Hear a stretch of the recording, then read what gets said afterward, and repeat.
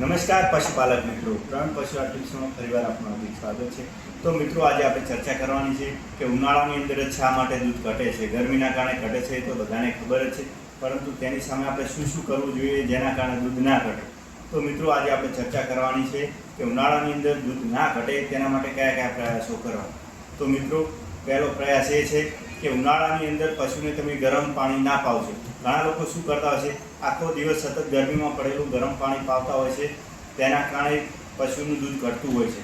તો મિત્રો ખાસ એ યાદ રાખવાનું છે કે ક્યારેય ગરમ પાણી નથી આપવાનું। અને મિત્રો બીજી વસ્તુ એ કે ઘણા લોકો શું કરતા હોય છે કે સતત આખો દિવસ તેને તડકામાં બાંધીને રાખતા હોય છે। તો મિત્રો એવું ના કરવું જોઈએ।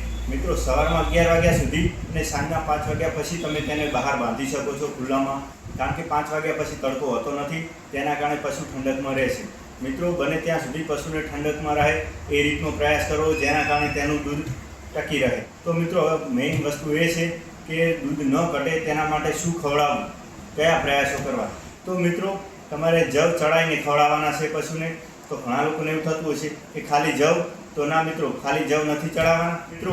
તો તમે તેના માટે એક ખોરાક બનાવી શકો છો જેની અંદર જવ છે, સાકર આવશે અને વરિયાળી, આ ત્રણેય વસ્તુનું એક મિશ્રણ બનાવવાનું છે।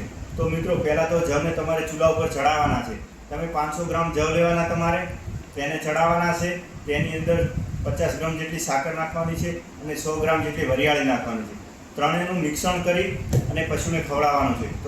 તો મિત્રો તેને દિવસમાં નથી ખવડાવવાનું, તેને સાંજના ટાઈમે પશુ આહાર સાથે ખવડાવવાનું છે।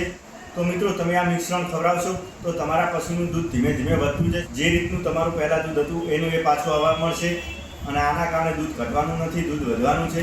તો મિત્રો ખાસ એ ધ્યાન રાખવાનું છે, ગરમ પાણી નથી પાવાનું પશુને। બીજી વસ્તુ કે છાયામાં જ રાખવાનું છે, તડકામાં નથી રાખવાનું, તેના કારણે પણ તેનું દૂધ ટકી રહેશે।